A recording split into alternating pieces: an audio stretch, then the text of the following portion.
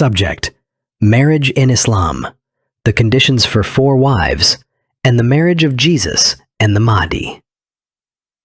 Conditions for divorce in Islam. Marriage with 4 women is not what you think. In the name of Allah, the most gracious, the most merciful. May the peace of Allah be upon the last prophet, Muhammad, all the prophets, and those who follow the truth.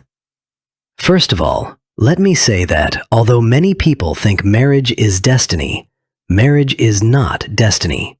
It is people's own choices. A marriage that is destiny occurs in 1 in a billion cases, or it doesn't happen at all. I will give a few examples.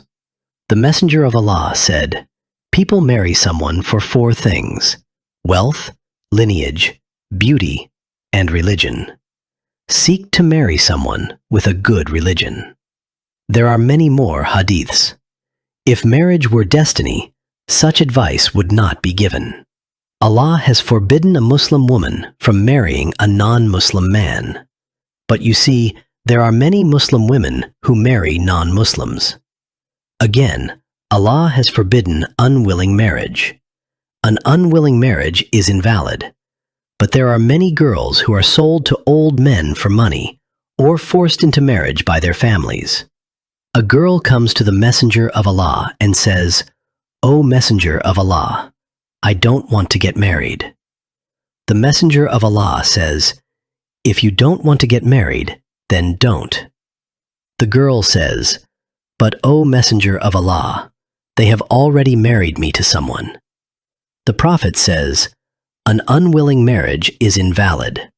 Go and marry whoever you want."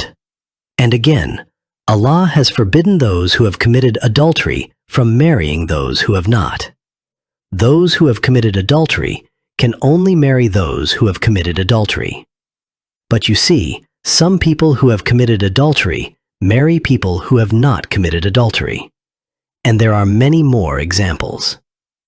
Now I ask you, did Allah Himself arrange these marriages that He forbade? No. So, which marriage is a matter of fate? The Prophet Muhammad married one of his wives by the command of Allah.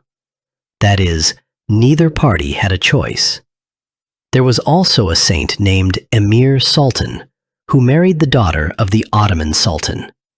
This marriage was revealed to both parties through a dream. The Prophet Muhammad appeared to both parties in a dream and commanded them to marry. Such a marriage of fate occurs perhaps once in a billion.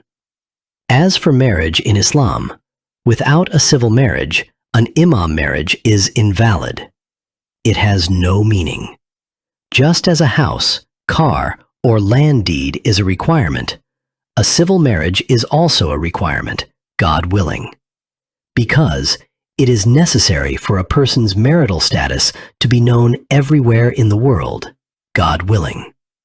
Because people with corrupted religious beliefs, a man performs an imam marriage with a woman in one city, then marries another woman in another city or country. Or they deceive people by claiming to be single, leaving people in difficult situations and children left without parents. Regarding the issue of 4 wives in Islam, Allah is just and does not oppress anyone. If Allah has established a law, it is Allah's law that is best for both men and women. However, the issue of 4 wives in Islam is unfortunately very misunderstood. They think that any man can marry 4 women. That's not the case. Some women think they are being treated unfairly, but that's not the case. There are conditions for marrying more than one woman. In fact, Allah has given this condition to the woman's hands and consent. Marriage in Islam is like making a commercial agreement. Anyone can have the terms of marriage written down. For example, if a woman has included the condition of monogamy in the marriage contract, a man cannot marry another woman, God willing. Otherwise, this situation is unfair to the woman. So, how can a man marry more than one woman? For example, Sometimes, if the woman cannot fulfill her wifely duties due to illness or any other reason, the man can propose marriage to another woman. If the woman accepts and gives permission, then the man can marry the second wife. God willing, the man cannot marry another woman without the woman's permission. If a man wants to marry more than one woman, if he states this intention and has this condition written in the marriage contract, and the woman accepts, then he can marry other women. And, God willing, no one will have deceived anyone. Never forget this. God commands that everything be written down, registered, and witnessed. Any unwritten word or agreement is just empty talk. God grants this permission. He gave this law both to prevent adultery and to prevent women and children from being in difficult situations and the family from being destroyed. Look at societies where this law is not valid. A person will either divorce their spouse or commit adultery. The family will be broken up. Children will grow up without a mother, father, or love. So, God does not do injustice to anyone. It seems wrong to you because you do not apply God's laws, or you apply them incorrectly. Regarding divorce, the Messenger of Allah said, "An unwilling marriage is invalid." That is, no one can force their child to marry, God willing. Forcing a daughter to marry someone she doesn't want is forcing her to commit adultery. And those who try to force their daughters to marry will, God willing, be punished with the penalty of forcing them to commit adultery.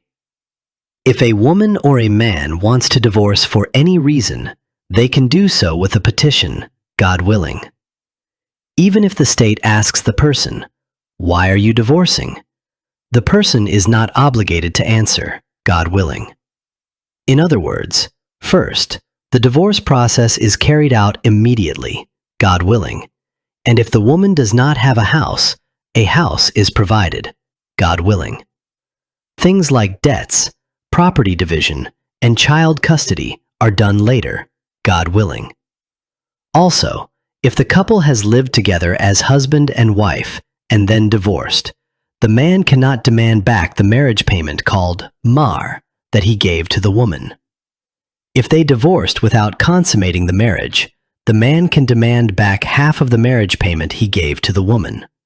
However, God says that it is better from a pious point of view to forgive the entire marriage payment or more to the woman. Surah Al-Baqarah, verse 237. The Messenger of Allah said, "An unwilling marriage is invalid." If a woman or a man has filed a divorce petition, why do you drag people through courts for years? Why do you force them to stay married to people they don't love, people they hate? And because the divorce process sometimes takes years, you cause people to commit adultery. You are oppressing people. Furthermore, regarding the marriage of Jesus and the Mahdi, both Jesus and the Mahdi have never married, and both will marry, God willing, after descending from heaven.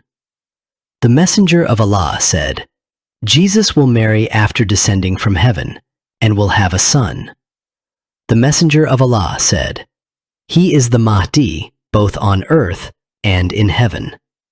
The Messenger of Allah said, "Every Imam sees his child before he dies."